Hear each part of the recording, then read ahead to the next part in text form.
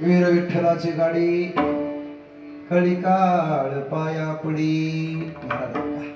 जगद्गुरु तुकोबाराय सांगतात असे जे वीर आहेत ते फक्त वीर नाही, यांच्याच कळिकाळ पाया पडत. बघा, एकतर काळ कुणाच्या पाया पडत, मी तर म्हणेल काळ असाय महाराज.